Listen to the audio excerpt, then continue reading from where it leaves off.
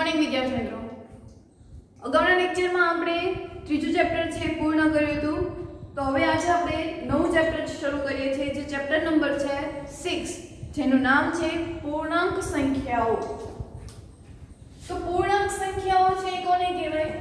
તો એની પહેલા આપણે પ્રાકૃતિક સંખ્યા છે, પૂર્ણ સંખ્યા વિશે છે માહિતી મેળવીએ કે પ્રાકૃતિક સંખ્યા કોને કહેવાય, એમાં કઈ સંખ્યાઓનો સમાવેશ થાય છે.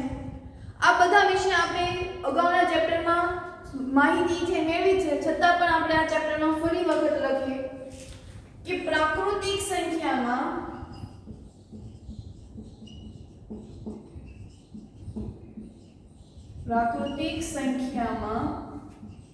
એક, બે, ત્રણ, ચાર એવી રીતે અનંત સુધી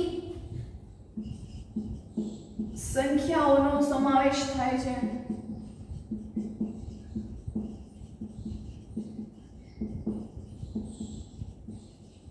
આપ જે પ્રાકૃતિક સંખ્યા છે એમાં સૌથી નાની સંખ્યા કઈ થશે? 1. આ મોટા મોટી હોય એમાંથી પણ સૌથી નાની સંખ્યા કઈ થશે? 1 જ છે. પણ સૌથી મોટી સંખ્યા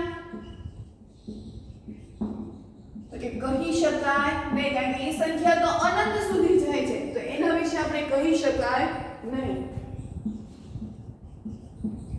તો આ પ્રાકૃતિક સંખ્યા એટલે 1, 2, 3, 4 કે જેમાં 0 નો સમાવેશ થતો નથી. જે સંખ્યામાં 0 નો સમાવેશ નથી થતો તે એવી સંખ્યાઓને આપણે પ્રાકૃતિક સંખ્યા છે એ કહીએ છીએ.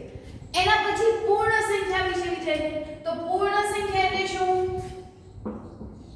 તો કે પૂર્ણ સંખ્યામાં 0 અને પછી પ્રાકૃતિક સંખ્યા એટલે 0, 1, 2, 3, 4 એવી રીતે અનંત સુધી સંખ્યાનો સમાવેશ થાય છે.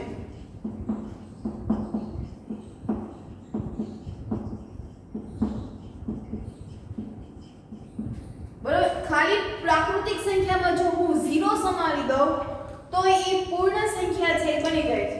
એટલે એવું કહી શકાય કે પૂર્ણ સંખ્યા એ પ્રાકૃતિક સંખ્યા છે.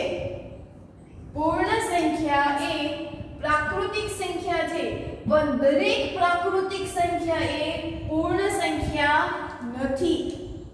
બરાબર યાદ રાખજો, દરેક પ્રાકૃતિક સંખ્યા એ પૂર્ણ સંખ્યા છે, પણ દરેક પૂર્ણ સંખ્યા એ પ્રાકૃતિક સંખ્યા નથી, કારણ કે અહીંયા 0 નો સમાવેશ થતો નથી. અહીંયા 0 નો સમાવેશ થઈ જાય છે, એટલે આપણે આવી રીતે યાદ રાખી શકીએ કે આ ઈ પ્રાકૃતિક સંખ્યા છે કે જેમાં 1, 2, 3, 4 એવી રીતે બોક્સમાં ભરેલા છે અનંત સુધી. જો હું એને 0 નો સમાવેશ કરી દઉં, આ બોક્સની અંદર જો 0 નું કાર્ડ નાખી દઉં, બરાબર, આ બધા કાર્ડ છે એમાં જો હું 0 નું કાર્ડ છે એ નાખી દઉં તો એ કઈ સંખ્યા બની જાય? તો કે પૂર્ણ સંખ્યા છે એ બની જાય. એટલે દરેક પ્રાકૃતિક સંખ્યા એ પૂર્ણ સંખ્યા છે, પણ પૂર્ણ સંખ્યા એ પ્રાકૃતિક સંખ્યા નથી. આમાં આપણે વાત કરીએ તો સૌથી નાની સંખ્યા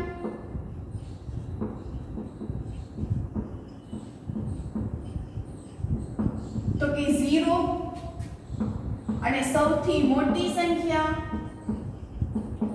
તો જેવી રીતે પ્રાકૃતિક સંખ્યામાં આપણે કહી નતા શકતા એવી રીતે આમાં પણ કહી શકાય નહીં.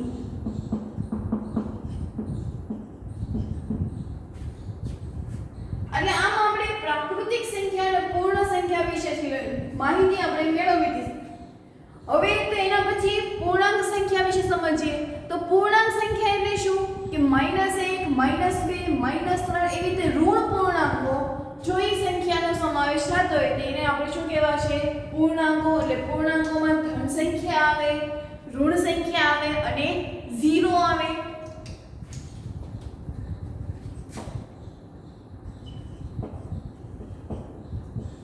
પૂર્ણાંકોમાં -3, -2, -1, 0, 1, 2, 3 નો સમાવેશ થાય છે.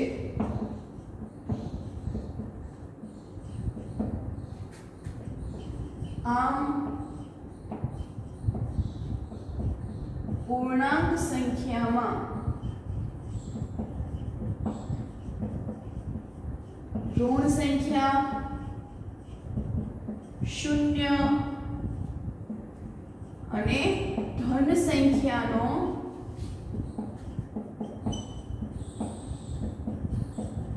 સમાવેશ થાય છે બરાબર એટલે આમાં આપણે વિચારીએ તો અહીંયા ડાબી બાજુ 0 ની ડાબી બાજુએ ઋણ પૂર્ણાંકો આવે એટલે 0 ની ડાબી બાજુએ ઋણ સંખ્યા અથવા તો ઋણ પૂર્ણાંકો આવે છે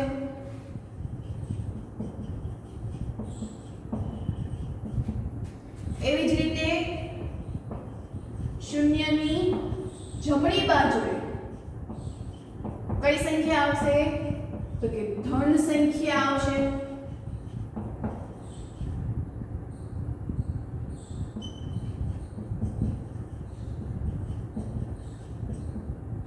બરાબર 0 ની ડાબી બાજુ એટલે આ 0 છે એની ડાબી બાજુ એટલે આ થશે -1 -2 એટલે ત્યાં કઈ સંખ્યા આવે છે તો કે ઋણ પૂર્ણાંકો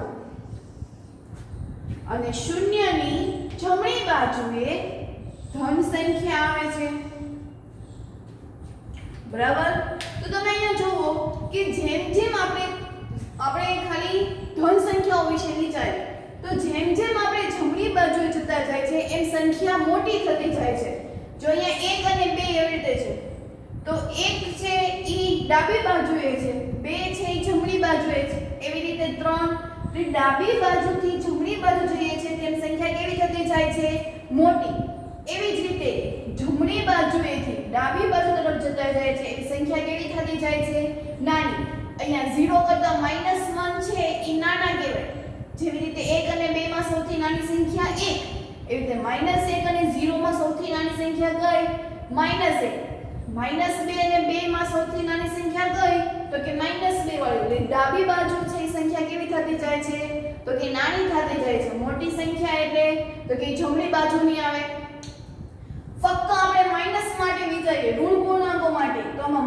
-3 અને -2 તો એમાં સૌથી નાની સંખ્યા કઈ તો કે ડાબી બાજુ આવેલી સંખ્યા તો -2 ના -3 માં -3 ડાબી બાજુએ છે માટે -3 કેવી થશે નાની અને -2 કેવી થશે મોટી એટલે ઋણ પૂર્ણાંકોમાં હકીકતમાં જે તમને મોટું દેખાય છે એ કેવી હોય છે તો કે નાની હોય છે અને જે સંખ્યા નાની હોય છે એ સંખ્યા કેવી હોય છે તો કે મોટી હોય છે તો હવે આપણે થોડા પોઈન્ટ છે એના વિશે લખીએ તો એના પછીનો આપણે પોઈન્ટ લખીએ કે સંખ્યા રેખાની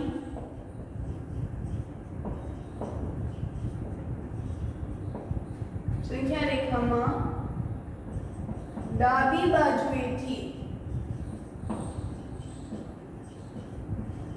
જમણી બાજુએ જઈએ તેમ સંખ્યા મોટી થતી જાય છે અને સંખ્યા રેખામાં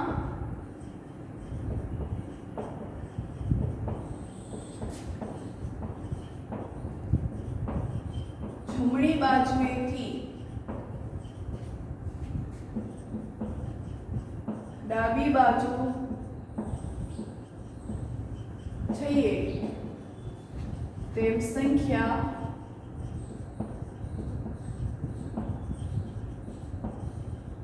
નાની થતી જાય છે બરાબર એક પોઈન્ટ આપણે આ લખ્યો તો કે ડાબી બાજુએથી જમણી બાજુ જઈએ તેમ સંખ્યા કેવી થતી જાય છે મોટી આ એક સંખ્યા રેખા આપણે દોરવી છે વચ્ચે 0 1 2 3 અને 4 -1 -2 -3 -4 આપણે તો લખીએ આ બધા છે કેવા છે તો કે ધન પૂર્ણાંકો અહીંયા કેટલા છે -1 થી તો કે ઋણ પૂર્ણાંકો એના પછી આપણે વાત કરવી હોય તો કે આને જમણી બાજુ કહેવાય, એવી જ રીતે આને ડાબી બાજુ. બરાબર. હવે જેમ જેમ જમણી તરફ જતા જાય છે તેમ સંખ્યા કેવી થતી જાય છે? મોટી. જમણીથી આપણે ડાબી તરફ જઈએ છીએ તો સંખ્યા કેવી થતી જાય છે? તો કે નાની. મોટી સંખ્યા મળે. આમ જતા જાય ડાબી બાજુ તો સંખ્યા કેવી મળશે? તો કે નાની સંખ્યા. ખાસ યાદ રાખવાનું કે ડાબી બાજુએથી જો આપણે જમણી તરફ જઈએ છીએ તો સંખ્યા મોટી મળે છે, અને જમણી બાજુએથી ડાબી બાજુ જઈએ ફરી ઊંધું જઈએ આપણે તો સંખ્યા કેવી મળે છે? તો કે નાની સંખ્યા મળે છે. ખાસ છે એ યાદ રાખવું. બરાબર. બાકીનો વિષય છે એ આપણે જ્યારે શીખશું ત્યારે છે આપણે એની સાથે સાથે છે એ જોતા જશું. તો હવે અહીંયા એક સૂત્ર આપણે શીખવાનું છે કે પ્લસ માઈનસ, તો એનો જવાબ છે એ માઈનસમાં. કોઈ બે પૂર્ણાંકો છે અને એ બે પૂર્ણાંકોમાં એક સંખ્યા પ્લસ છે, એક સંખ્યા માઈનસ છે, તો શું થશે? તો કે પ્લસ માઈનસ માઈનસ. એવી જ રીતે પહેલો પૂર્ણાંક માઈનસનો છે, બીજો પૂર્ણાંક છે એ પ્લસનો છે, તો પણ એનો જવાબ છે શું થશે? તો કે માઈનસ. Minus plus minus. ટૂંકમાં બે વિરુદ્ધ નિશાની વાળું હોય તો બાદબાકી થશે. અહીંયા માઈનસ એટલે શું થશે? તો કે બાદબાકી.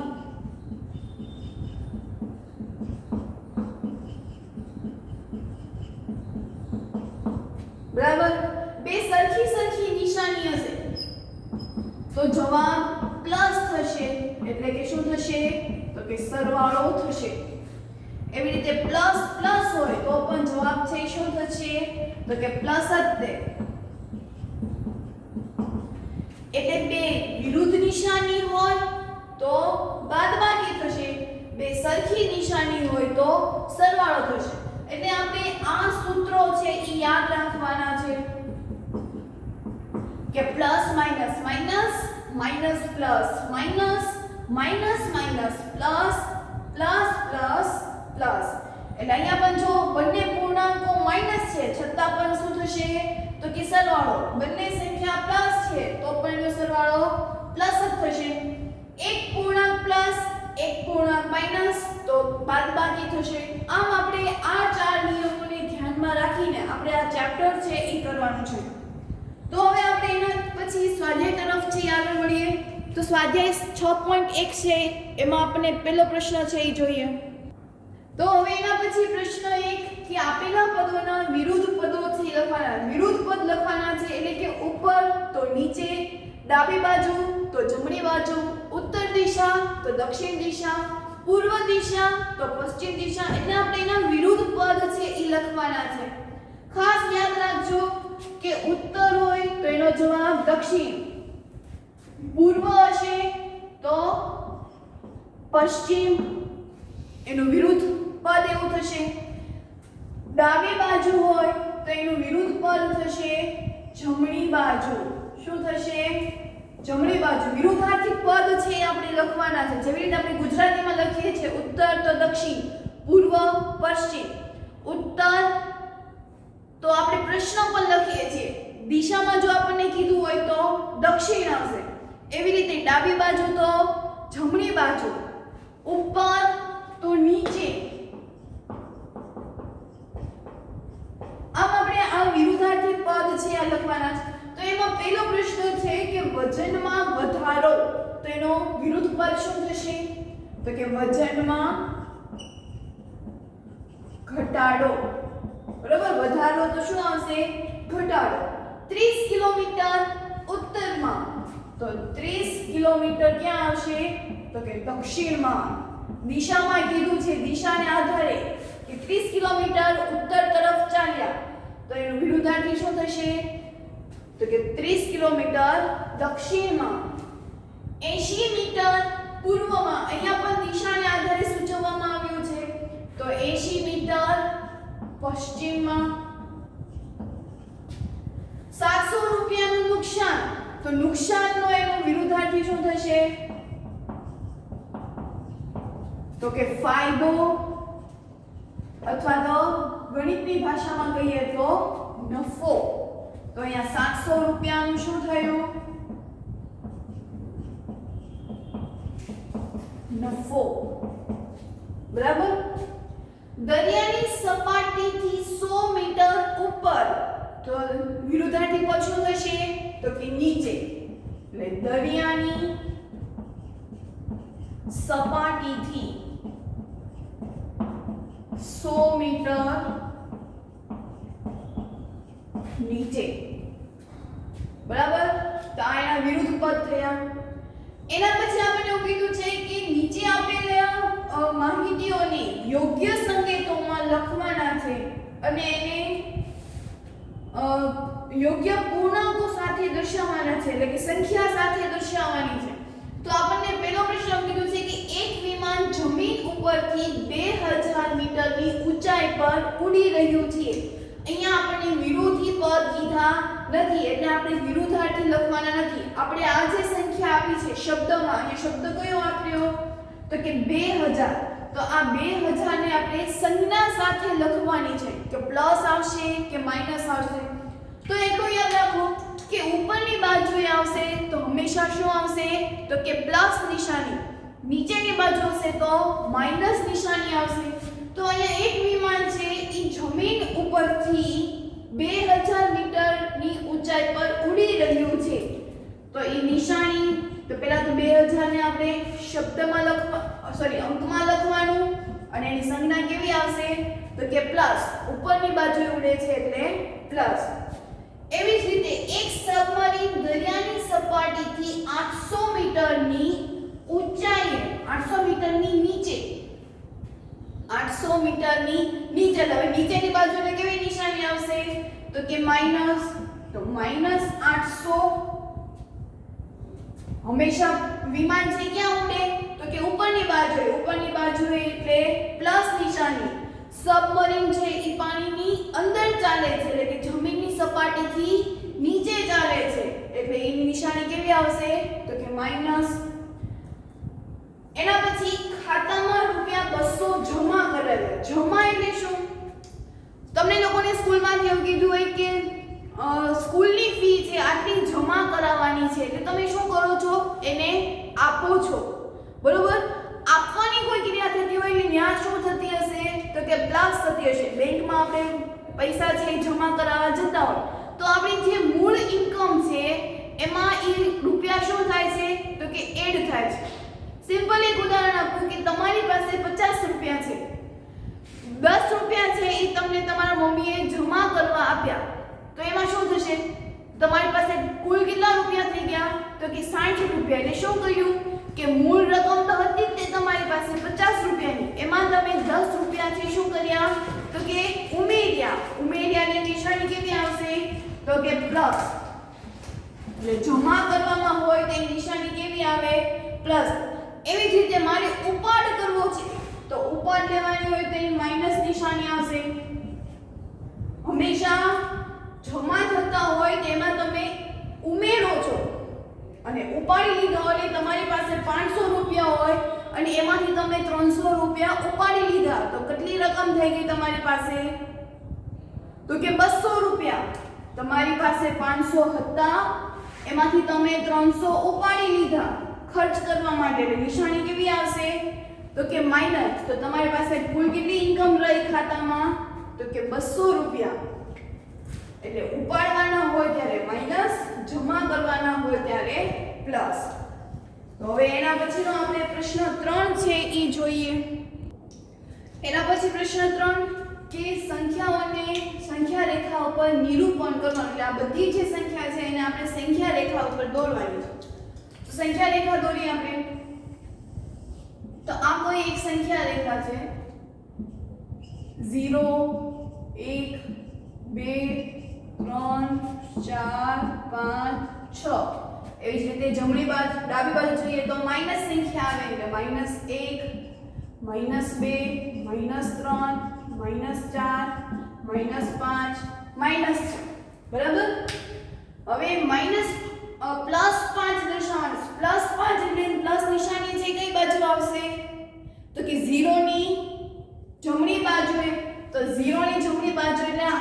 તો કઈ સંખ્યા આવી અહીંયા? આપણને +5 કીધું છે એટલે આ સંખ્યા થશે. એટલે સંખ્યા રેખા ઉપર આપણે દર્શાવવાની છે. એના પછી -10 આપણને કીધું છે. તો આ બીજી સંખ્યા રેખા અહીંથી લખીએ -10 -9 -8 -7 -8 -9 -10 -11 -3 -2 -1 0 1 2 3 4 5 6 અને 7 આ બે કિરણોને લંબાવીએ તો હજી પણ એ સંખ્યાઓનો સમાવેશ છે એ થઈ જાય છે. હવે આપણે -10 દર્શાવવાનો છે. તો -10 એટલે 0 ની ડાબી બાજુએ એટલે એ સંખ્યા જે આવે એને આપણે સાઈન કરી નાખવાની. એવી જ રીતે +8 બાકીની બે હોમવર્કમાં કરવાની છે એટલે ખાસ ધ્યાન રાખજો અહીંયા કેવી રીતે કરવાનું. +8 આપણને કીધું છે એટલે 0 1 2 3 4 5 6 7 8 9 અને 10. એવી જ રીતે આપણે ડાબી બાજુ પણ દર્શાવવું પડશે.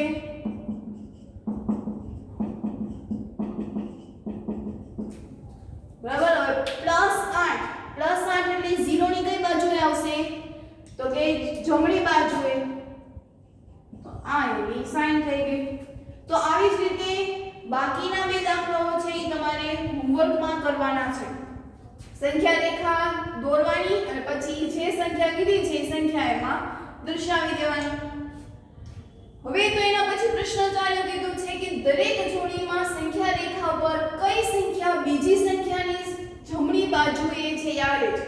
જમણી બાજુએ કઈ સંખ્યા આવે? તો કે હંમેશા મોટી સંખ્યા છે એ જમણી બાજુ છે એ આવશે. તો હવે આ બંનેમાંથી તમે વિચારો. તો પહેલી સંખ્યા 2 અને 9 છે. તો આપણે તેવું કીધું કે જમણી બાજુ હંમેશા મોટી સંખ્યા આવે. તો આ બંનેમાંથી મોટી સંખ્યા કઈ થશે? તો કે 9.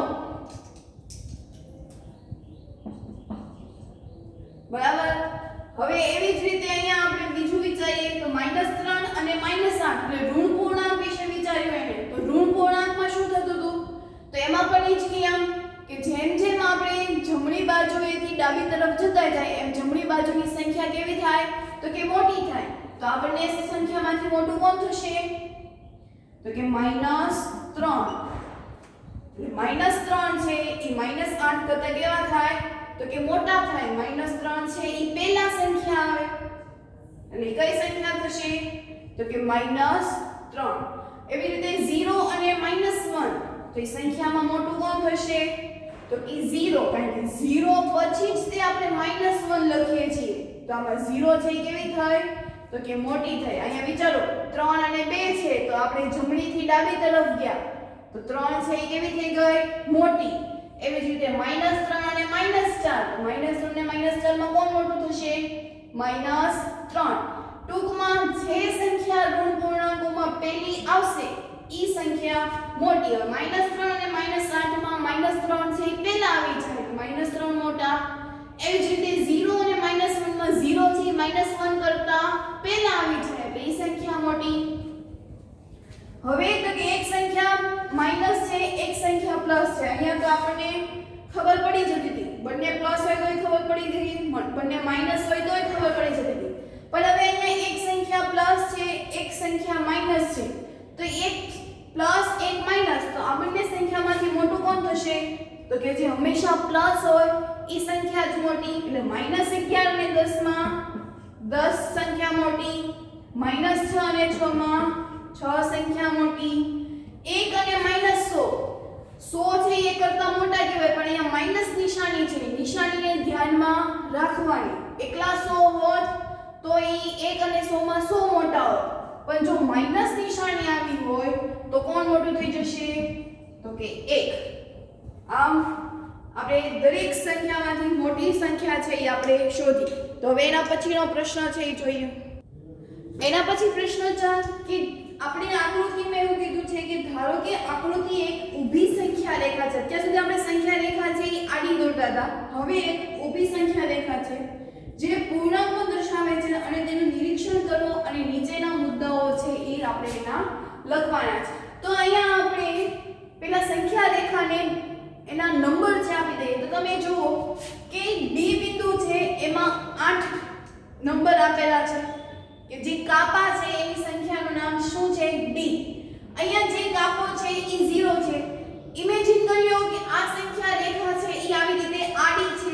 આ સંખ્યા રેખા છે કેવી છે? આડી છે. તો તમે જુઓ કે અહીંયા -8 અને 0 વચ્ચે બીજા કેટલા કાપા છે? તો કે 1 2 3 4 5 6 અને 7. એટલે કે 0 અને 8 ની વચ્ચે 7 કાપા છે.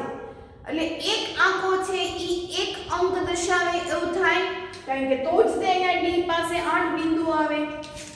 તો આપણે જો દર્શાવી જોઈએ આ 1 2 3 4 5 6 અને 7 જેવી રીતે આપણે સંખ્યા રેખા ઉપર આપણે દર્શાવીએ છીએ 1 2 3 4 એવી રીતે અહીંયા એવી જ રીતે આ બાજુ કરીએ તો -1 -2 -3 -4 -5 -6 -10 બરાબર. એટલે અહીંયા સુધી આપણે એનું દર્શાવેલું છે. હવે આપણને એવું કીધું કે જો બિંદુ D ને સંગત પૂર્ણાંક +8 હોય, D ને સંગત D ની સાથે +8 છે, તો પછી -8 વાળું બિંદુ કયું છે? તો -8 વાળું બિંદુ એટલે -8 આવી કઈ સંખ્યા છે? તો કે F. તો ઈ બિંદુ શું થઈ ગયું? તો કે F. બિંદુ G છે ઈ ઋણ પૂર્ણાંક છે કે ધન પૂર્ણાંક? તો બિંદુ G આપણે ગોતીએ તો A B C D E F G. તો G બિંદુ આગળ કઈ સંખ્યા આવી? માઈનસ સંખ્યા છે કે પ્લસ સંખ્યા? તો કે માઈનસ સંખ્યા. એટલે માઈનસ સંખ્યા એટલે શું આવે એને? તો કે ઋણ પૂર્ણાંક. એટલે બિંદુ G છે એ શું છે? તો કે ઋણ પૂર્ણાંક. શું છે? ઋણ પૂર્ણાંક. કે બિંદુ G પાસે માઈનસ નિશાની માટે એને ઋણ પૂર્ણાંકો કહેવાય. આને આપણે ધન પૂર્ણાંકો કહેવાય. માઈનસ નિશાની ફક્ત માઈનસ થી લાગી જાય તો એને આપણે કહીશું ઋણ પૂર્ણાંકો. ખાસ યાદ રાખવું કે ઋણ પૂર્ણાંકો એટલે કે ઋણ નિશાની હોય, ધન સંખ્યા એટલે કે એમાં ધન સંખ્યા હોય. તો બિંદુ G અને E ના સંગત પૂર્ણાંકો લખો. એટલે બિંદુ B અને બિંદુ E ના સંગત પૂર્ણાંકો કયા? તો બિંદુ B માટે કયું છે? તો B એટલે +4. બિંદુ E તો બિંદુ E પાસે -10. તો એને આપણે સંગત સંખ્યા પૂર્ણાંકો કહેવાય. આ સંખ્યા રેખા પર નિર્દેશ કરો કે કયા બિંદુની કિંમત સૌથી ઓછી છે. અહીંયા કયું બિંદુ છે કે જેની કિંમત સૌથી નાની છે, ઓછી છે? તો બિંદુ D એટલે +8. તો સૌથી મોટી તો અહીંયા થઈ ગઈ. નાની સંખ્યા ગોતીએ તો અહીંયા 2. પણ જે ઋણ પૂર્ણાંકોમાં તે સૌથી નાની સંખ્યા આવે આપણે લખ્યું તો યાદ રાખો એમાં કે જમણી બાજુએથી એટલે કે ધન પૂર્ણાંકો તરફથી ઋણ પૂર્ણાંકો તરફ જઈએ એમ સંખ્યા નાની થતી જાય છે. કેવી થતી જાય છે? તો કે નાની. તો આમાં સૌથી નાની સંખ્યા એટલે કયું આવશે? -10. કારણ કે -8 અને -10 તેમાં -8 મોટા, કારણ કે -8 પહેલા આવે છે. જો આપણે G અને F ની વાત કરીએ તો એમાં -6 પહેલા આવે છે. ઈ સંખ્યા મોટી થઈ ગઈ. -2 અને 8 -10 વિશે આપણે વાત કરીએ. -2 અને -10 તો -2 એટલે એમાં 0 થી સંખ્યા -2 નજીક આવે છે ને -10 છેલ્લે આવે છે. તો ઈ સંખ્યા મોટી થઈ. -10 પછી કોઈ બીજી સંખ્યા દર્શાવવામાં આવી નથી. એટલે અહીંયા -10 છે એ સૌથી કેવી થઈ જાય? તો કે ઓછી. એટલે સંખ્યા રેખા ઉપર -10 સંખ્યા છે એટલે કયું બિંદુ થઈ ગયું? તો કે બિંદુ E પાસે સૌથી ઓછી કિંમત છે. જે કઈ છે? તો કે -10. તમામ બિંદુને મૂલ્યના ઘટતા ક્રમમાં ગોઠવો. આપણે આ જે મૂલ્ય આપ્યા છે એને આપણે ઘટતા ક્રમમાં ગોઠવવાના. ઘટતા ક્રમમાં એટલે શું? પહેલા સૌથી મોટું આવે, પછી ધીરે ધીરે શું થતું જાય તો કે નાનું થતું જાય. તો આ સંખ્યા રેખામાં જે બિંદુઓ છે એમાંથી સૌથી મોટું બિંદુ કયું થશે? તો અહીંયા માઈનસ કે પ્લસ, તો પ્લસ વાળું બિંદુ છે સૌથી મોટું થશે. એટલે પહેલા કયું બિંદુ આવશે? તો કે ડી, પછી તો કે સી, પછી બી, એ, એચ, જી, એફ અને ઈ ઘટતા ક્રમમાં ગોઠવાય કે પહેલા ડી બિંદુ આવ્યું, પછી એનાથી નાનું સી કે જેનું મૂલ્ય 5 છે, પછી બી કે જેનું મૂલ્ય 4 છે, એ કે જેનું મૂલ્ય 2 છે, એચ -2 છે, જી -6 છે, એફ -8 અને ઈ એટલે -10. આમ મિત્રો અહીંયા તમને ખબર પડી હશે કે આપણે ઋણ પૂર્ણાંકો હોય તો એમાં સૌથી પહેલા જે સંખ્યા આવી જાય ઈ સંખ્યા મોટી કહેવાય, જે સૌથી છેલ્લે આવે છે ઈ સંખ્યા નાની કહેવાય. બીજી રીતે યાદ રાખવું હોય તો કે આપણને ધન સંખ્યામાં મોટી સંખ્યા અને નાની સંખ્યામાં ખબર પડી જાય છે, પણ વાત રહી ઋણ પૂર્ણાંકોમાં તો હકીકતમાં જે સંખ્યા મોટી હોય છે ઈ સંખ્યા એક્ચ્યુઅલી કેવી હોય છે તો કે નાની. અહીંયા 8 અને 10 કીધું હોય તો સૌથી મોટી સંખ્યા 10 કહેવાય, પણ જો હું બંનેને માઈનસ નિશાની લગાડી દઉં તો -8 છે ઈ પહેલા આવી જાય છે, માટે -8 મોટા કહેવાય, -10 છે ઈ નાના કહેવાય. તો આમ અહીંયા આપણે આજનો લેક્ચર પૂર્ણ કરીએ છીએ. પ્રેક્ટિસ બુકમાંથી પણ આની જેવા દાખલા છે ઈ તમારે હોમવર્કમાં કરવાના છે, સાથે ઘડિયા પણ લખવાના છે. તો એના પછીના લેક્ચરમાં આપણે આગળના પ્રશ્નો છે ઈ જોઈશું.